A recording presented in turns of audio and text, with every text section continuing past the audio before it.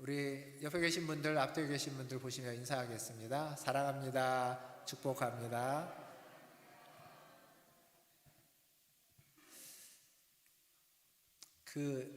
한참 된 드라마이기도 하고 책 제목이기도 한데 상도라는 걸 아십니까? 상도? 예. 조선 최대의 인삼 상인이었던 임상옥이라는 사람이 일대기를 쓴 책이 상도인데 그 책이 이제 드라마로 했었죠. 거기에 이제 유명한 명언이 많이 나옵니다. 그 중에 장사는 이문을 남기는 것이 아니라 무엇을 남긴다고요? 드라마를 안 보셔서 모르시는군요. 사람을 남긴다고. 그러니까 장사는 이익을, 돈을 버는 것이 아니라 사람을 버는 것이다. 사람을 얻는 것이다. 이런 말이 나옵니다. 그래서 또 비슷한 얘기로 뭐가 나오냐면 작은 장사는 이문을 남기지만 큰 장사는 사람을 남겨야 된다. 이런 얘기도 나옵니다. 근데 이게 이런 임상옥이라고 하는 그 거상의 깨달음이 성경에도 비슷한 말씀이 많이 있습니다. 잠언 11장 30절에 보면 이런 얘기가 있습니다. 같이 한번 읽어보겠습니다. 11장 30절 시작. 의인의 열매는 생명나무라 지혜로운 자는 사람을 얻느니라. 자, 사람을 얻는 것이 가장 지혜로운 것이다 라고 지금 잠언은 이야기합니다. 바울은 고린도전서 9장에서 뭐라고 이야기하냐면 이것도 한번 읽어보겠습니다. 고린도전서 9장 19절 바울의 이야기입니다. 시작. 내가 모든 사람에게서 자유로우나 스스로 모든 사람에게 종이 된 것은 더 많은 사람을 얻고자 함이라. 아멘. 바울이 자기는 자유한 사람인데 사람의 종이 되는 건 많은 사람을 얻기 위해서, 그러니까 사람을 얻기 위해서 종도 될 수 있다. 지금 그 얘기를 하고 있습니다. 그러니까 사람의 가치가 얼마나 큰지를 지금 말해주고 있습니다. 뿐만 아니라 예수님도 마태복음 16장에서는 한 사람이 천하보다 더 귀하다라고 하는 말씀을 해주고 있습니다. 그래서 예수님은 사람을 얻는 일에 집중하고 있고 자신을 찾아오는 사람들을 언제나 환대하고 불쌍히 여기고 그들에게 자비와 긍휼을 베풀 뿐만 아니라 말씀을 가르치시기도 하는 일을 하는 겁니다. 자신을 찾아오는 사람들, 그 무리들을 향하여 예수님은 사랑했다라고 성경은 곳곳에 이야기하고 있습니다. 왜냐하면 그 사람들의 그 영혼의 갈망을 아시고 그들에게 구원이 필요하다는 걸 알기 때문에 주님은 그들을 사랑하셨습니다. 그런데 동시에 주님은 많은 무리들을 사랑하기도 했지만 소수의 사람들, 소수의 제자들을 부르셔서 그들을 가르치고 그들을 세우는 일에도 집중하셨습니다. 지난주부터 제가 베드로라고 하는 인물에 대해서 같이 좀 살펴보자고 했는데 이 베드로는 그렇게 주님이 부르신 소수의 제자들 중에 한 사람이죠. 저는 이 베드로에 대한 이야기를 하면서 베드로가 어떤 인물인가를 우리가 아는 것보다 더 중요한 건 그 베드로와 같은 우리를 주님이 어떻게 대하고 있는지. 베드로나 우리나 비슷합니다. 전에 야곱이 우리랑 비슷한 것처럼 베드로나 우리도 비슷한데 그런 우리를 주님이 어떻게 부르고 있는지를 베드로 얘기를 제가 하겠지만 여러분은 나와 같은 베드로를 주님이 어떻게 부르고 있는지 여러분의 이야기로 좀 들으시고 받으시기를 간절히 기도하여 봅니다. 성경에요, 하나님이 사람을 찾는 이야기가 곳곳에 나옵니다. 요한복음 4장 23절에 가보면 하나님이 영과 진리로 예배하는 자를 찾으신다 이런 말씀이 있죠. 그리고 예레미야서 5장에 가면 하나님이 어떤 사람을 찾냐면 정의를 행하며 진리를 구하는 자를 찾고 있다라고 하는 말씀이 또한 있습니다. 그 성읍에 그런 사람이 있으면 내가 그 성읍을 용서하겠다. 그런 사람이 있으면 좋겠다라고 하나님을 찾는 사람들입니다. 지금 우리가 보고 있는 이 말씀 베드로에 대한 이야기도 마찬가지입니다. 베드로를 예수님이 찾는 거죠. 부르는 겁니다. 한 사람 베드로를 얻기 위해서 예수님이 얼마나 애쓰고 있는지를 좀 볼 겁니다. 근데 이 얘기가 조금 의아할 수도 있습니다. 왜냐하면 제자들을 부를 때 나를 따라와라 라고 하면 제자들이 그냥 다 따라온 것처럼 우리가 그렇게 느껴지고 그렇게 성경을 보고 그렇게 표현된 구절도 있습니다. 그런데 전체적으로 성경을 좀 보면 오늘 우리가 읽었던 11절에 베드로가 그 배를 놔두고 예수님을 따라갔다라고 하는 그 구절이 있기까지 예수님이 얼마나 그 베드로를 부르기 위해서, 따라오게 하기 위해서 애썼는지를 우리는 봐야 됩니다. 제가 말했던 그 애씀이 정말 그랬는지를 한번 좀 확인해 보면, 지난주에 요한복음 1장 말씀을 같이 설교를 했죠. 그때 베드로가 예수님을 만나는데 중간 역할을 누가 했다고 했습니까?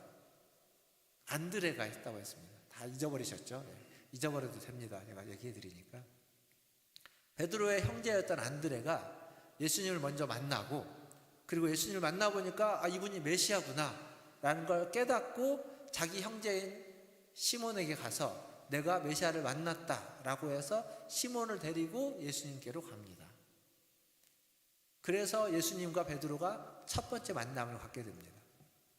그러니까 안드레의 수고가 있는 거예요. 안드레가 애를 썼기 때문에 베드로와 예수님을 만나는 겁니다.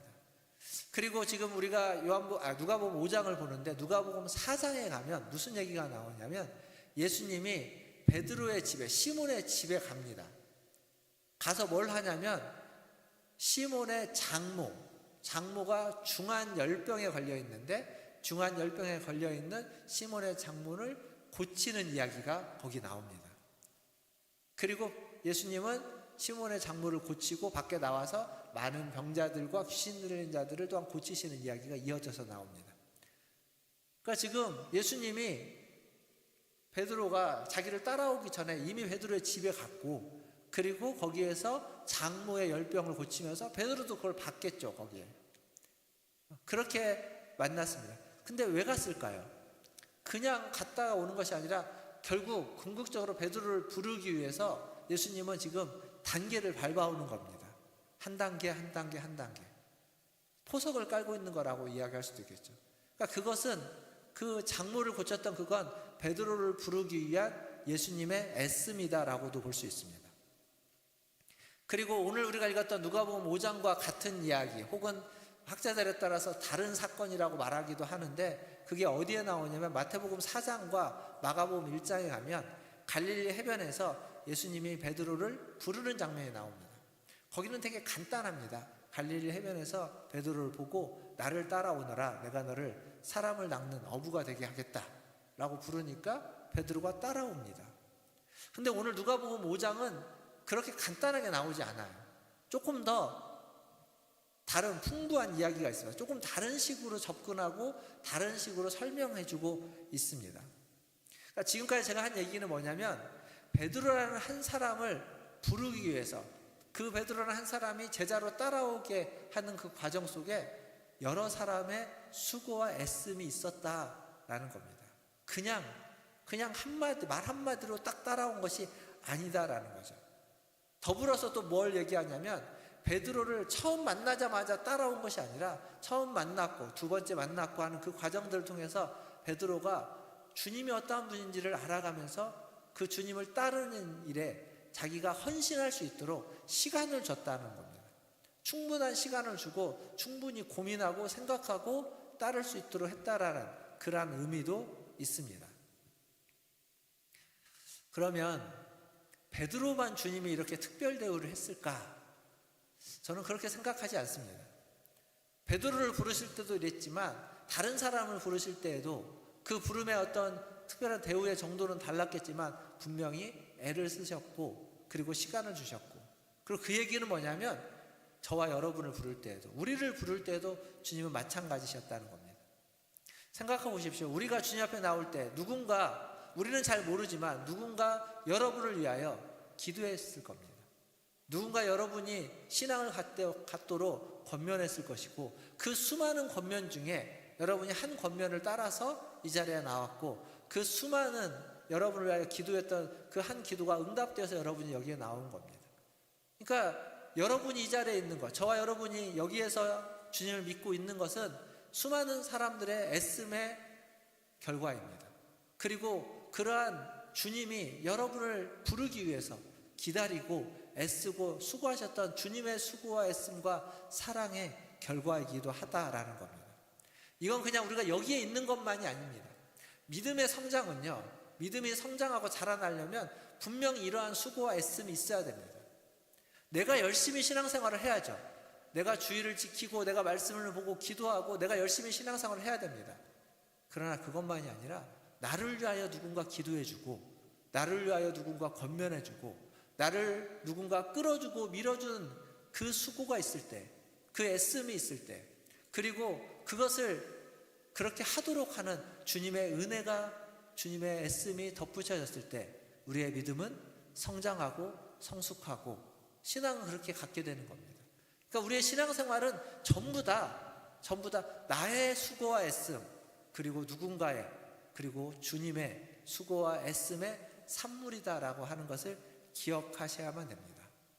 사랑하는 성도 여러분, 이걸 기억한다면, 이걸 알고 있다면 주님의, 그리고 그 누군가의 수고와 애씀이 헛되지 않도록, 그 애씀이 헛수고가 되지 않도록 우리는 믿음을 더욱 정진시켜 나가야 됩니다. 믿음을 지금보다 더욱 성장시켜 가야만 한다라는 겁니다. 여러분의 믿음이 그 수고와 애씀을 빛나게 하기 위해서 더 성장해가는, 정진시켜가는 데 힘쓰는 그러한 믿음의 여정이 다 되시기를 주님의 이름으로 축원드립니다. 근데 그렇다고 너무 조급해하지는 않았으면 좋겠습니다. 베드로를 부를 때 주님이 조급하게 부르지 않고 천천히 단계를 밟아가면서 서두르지 않았던 것처럼 우리의 믿음이 자라나는 것도, 우리의 믿음이 성장하는 것도 서두르지 않고 천천히 단계를 밟아가면 좋겠습니다. 사실 우리의 대부분의 문제는요, 너무 조급해서, 너무 서둘러서 생기는 문제들이 굉장히 많습니다. 그게 많은 것들이 그래요. 뭔가를 결정할 때, 무엇인가를 선택할 때 조금 더 신중하게, 조금 더 생각하고 고민하지 않고 서두르다가 실수하고 서두르다가 실패할 때가 많기 때문에 그렇습니다. 그래서 인내하지 말고, 서둘러서 빨리 뭔가를 결정하려고 하지 말고 인내하면서 천천히 신중하게 선택하시고 결정하시고 걸어가시기를 주님의 이름으로 다시 한번 축원드립니다. 다시 누가복음 5장 본문의 얘기로 좀 다시 돌아와 보면, 지금 예수님이 베드로가 있는 곳으로 갑니다. 근데 그곳에서 베드로는 어떤 상황에 처해 있냐면, 밤이 새도록 수고해서 고기를 잡으려고 했는데 한 마리도 얻지 못했습니다. 무슨 얘기냐면, 자기의 수고가 물거품인, 열심히 노력했지만 실패했던 그러한 현장 속에 예수님이 온 겁니다. 그러니까 그때 베드로의 심정은 굉장히 기분이 좋지 않았겠죠. 열심히 고생했는데 아무것도 얻은 게 없으니까 비참하기도 하고 낙심도 되는 그 상황에 예수님이 나타나셨습니다. 그런데 그곳이 어떤 곳이냐면 게네사렛 호수다라고 지금 5장 1절을 이야기하고 있습니다. 게네사렛이라는 말이 무슨 말이냐면, 여기 보면 제가 주보에 적어놨나요? 게네사렛? 안 적어놨네요. 게네사렛이라고 하는 말은 풍족한 정원 혹은 풍요의 정원이라는 뜻입니다. 게네사렛. 그러니까 이 얘기는 게네사렛 호수라는 말은 물고기가 풍족하게, 풍성하게 많이 있다라고 하는 이야기겠죠. 근데 호수에 고기가 풍성하면 뭐합니까? 나한테는 하나도 없는데.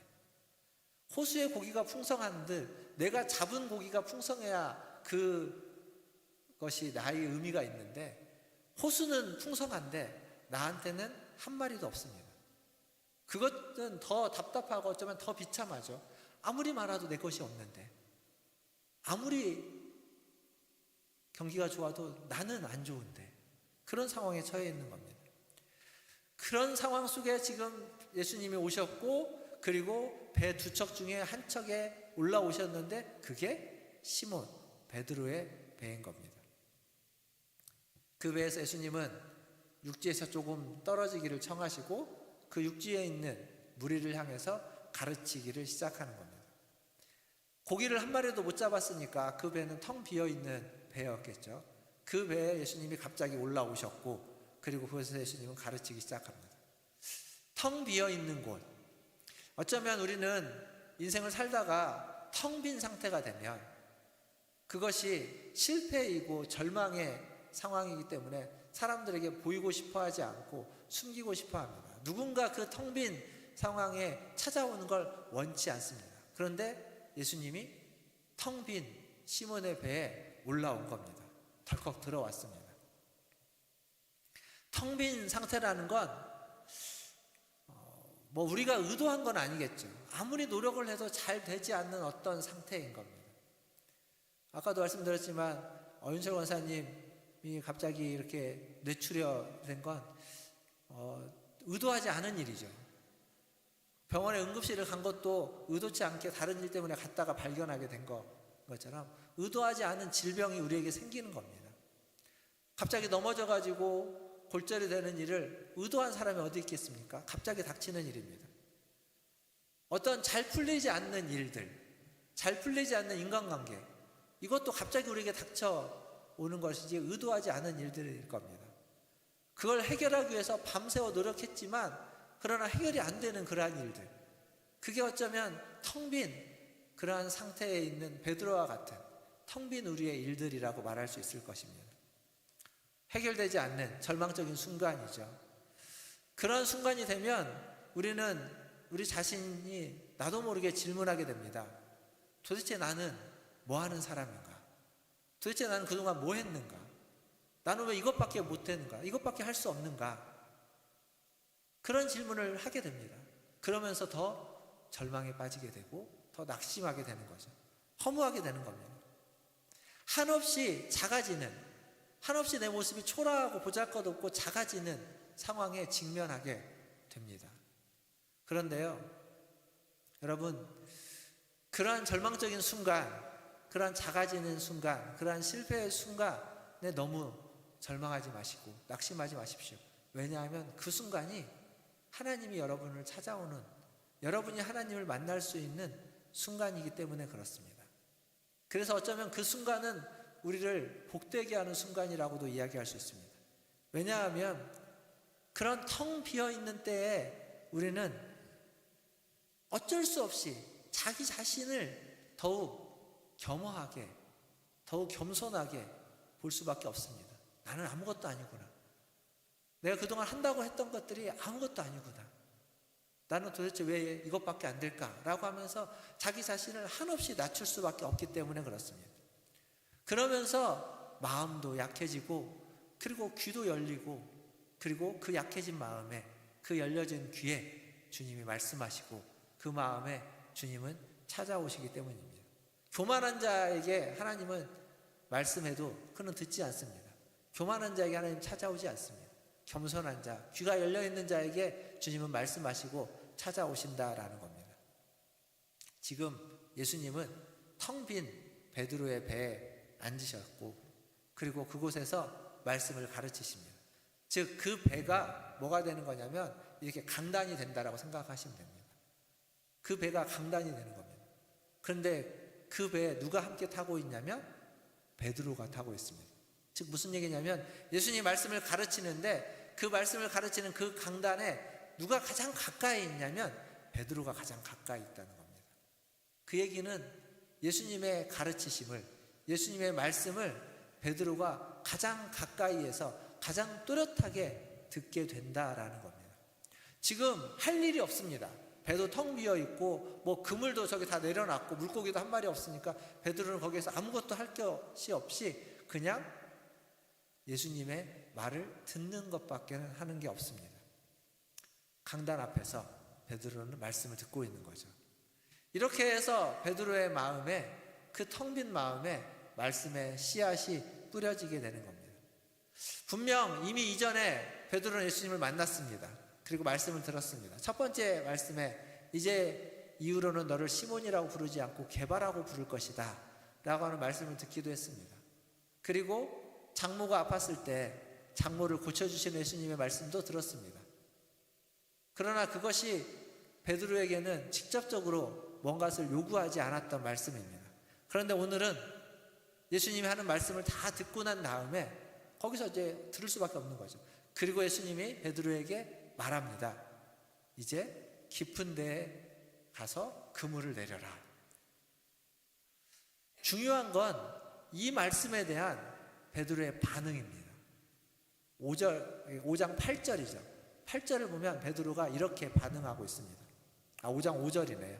5장 5절 베드로가 이렇게 반응합니다. 같이 한번 읽어보겠습니다. 누가복음 5장 5절 시작. 시몬이 대답하여 이르되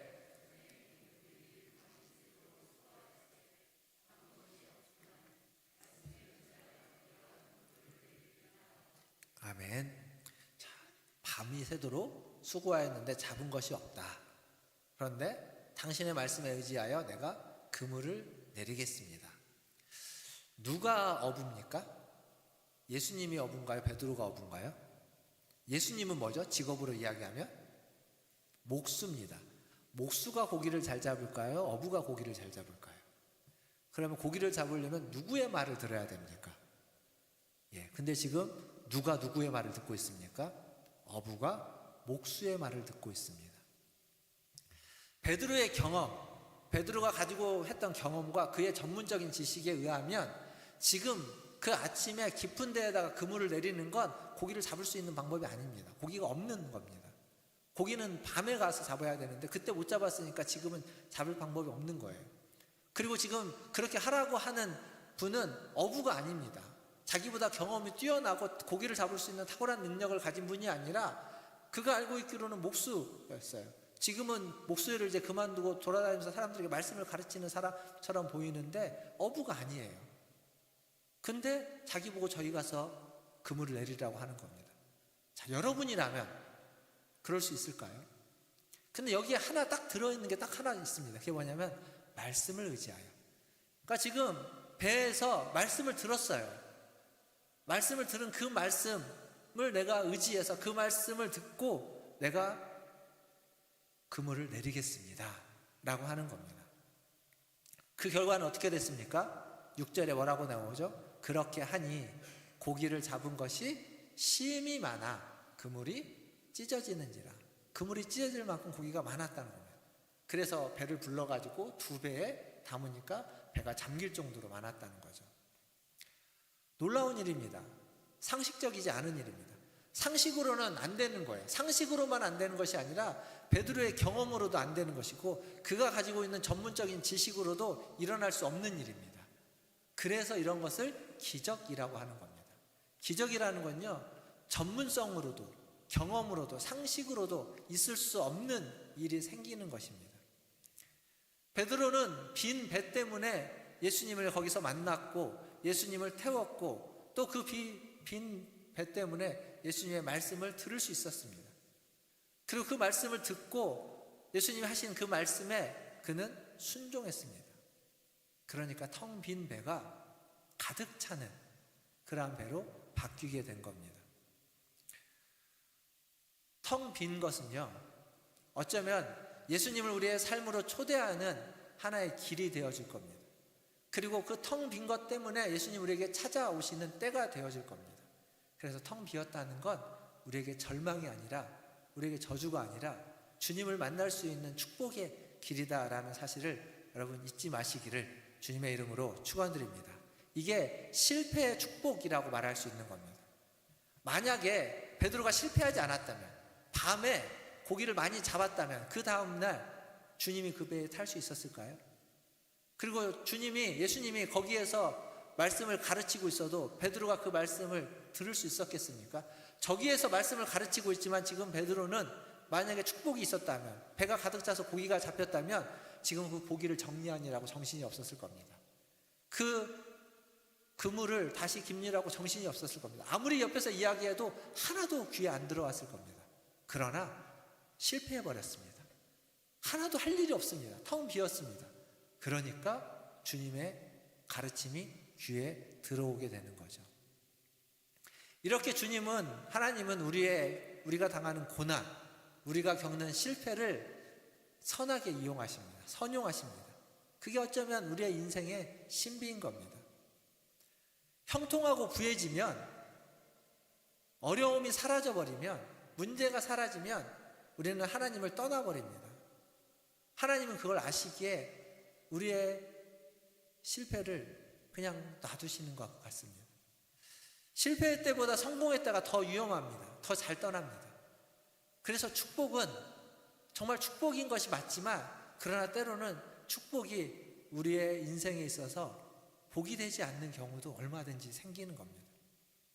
고통의 때, 실패의 때는 우리의 영적인 감각이 깨어나서 우리가 겸손해져서 그때 하나님을 더 많이 만난다고 많은 사람들이 이야기하는 것이 진실인 이유이기도 합니다. 실패가 주는 축복이죠. 늘 실패만 하면 어떻게 될까요? 하나님이 원하는 건 또 그건 아닌 것 같습니다. 분명 실패의 때 하나님을 만나고 그때가 우리에게 주어진 축복이지만 하나님은 실패를 통해서만 역사하지는 않습니다. 실패를 통해서도 역사하시고 성공을 통해서도 기적을 통해서도 하나님은 역사하십니다. 지금 베드로가 그런 겁니다. 분명히 실패 때문에 주님을 만났습니다. 주님을 경험했습니다. 주님의 말씀을 들었고 그 말씀에 순종했습니다. 근데 그 말씀에 순종하니까 기적을 경험하는 겁니다. 그 말씀에 순종하니까 축복을 경험합니다. 그런데 그때 베드로는 놀라운 고백을 합니다. 8절을 한번 보겠습니다. 기적을 경험한 후 베드로의 고백입니다. 8절 시작 같이 읽겠습니다. 시몬 베드로가 이를 보고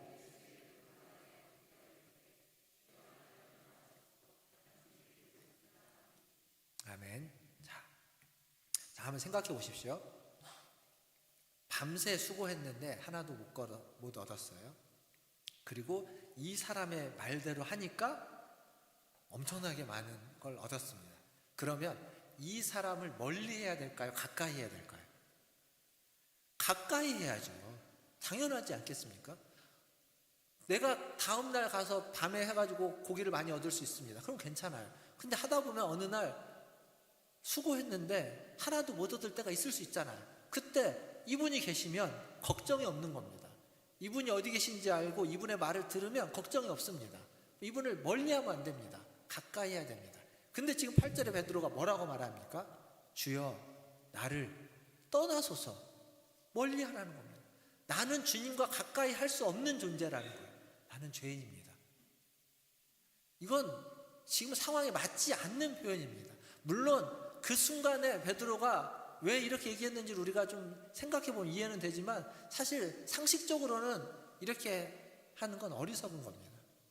이게 지금 말해주는 건 뭐냐면 진정한 기적, 참된 성공은 배를 채우는 물고기가 아니라 주님을 알고 주님을 만나는 것이, 하나님을 만나고 주님을 경험하는 것이 참된 기적이고 참된 성공이라는 것을 말해주는 겁니다.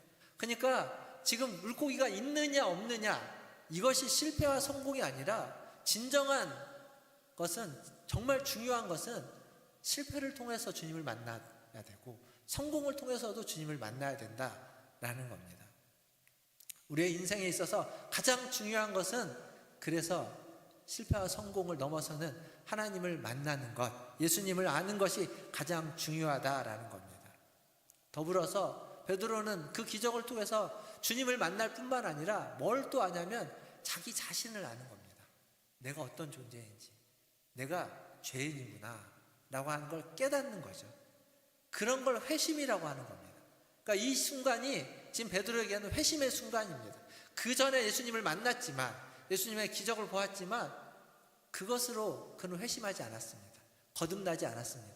지금 이 순간에 자기의 실패를 절감하고 주님의 기적을 목도하는 그 순간에 자기 자신이 어떠한 존재인지를 깨닫게 되고 앞에 있는 분이 누군지를 알게 되고 그래서 회심하고 거듭나게 되는 겁니다. 사랑하는 성도 여러분, 예수님은요 베드로에게 먼저 기적을 베풀어 주지 않았습니다. 먼저 무엇을 했냐면 말씀을 듣게 해주셨습니다.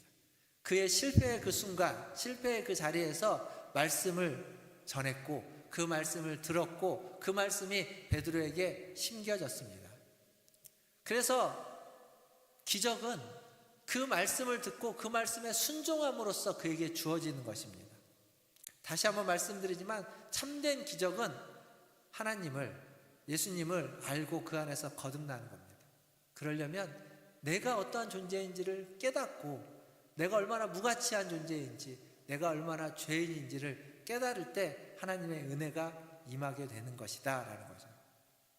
그러자 예수님은 그를 부르십니다. 사람을 낚는 어부로. 오늘 우리가 읽었던 말씀에는 내가 사람을 취하리라 라고 10절에서 부르고 있습니다. 그러니까 마가복음과 마태복음에는 내가 사람을 낚는 어부가 되리라 이렇게 부르고 있는데, 오늘 말씀에는 내가 사람을 취하리라 라고 부릅니다. 이게 어떤 의미인지는 우리가 다 알 수는 없습니다.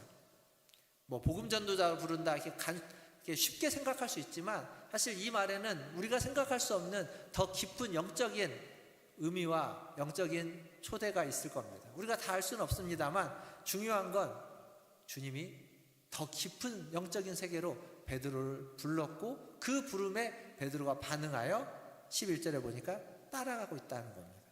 그런데 혼자 따라가지 않습니다. 그 자리에 함께 있었던 베드로와 안드레, 그리고 야고보와 요한, 그들도 함께 따라갑니다.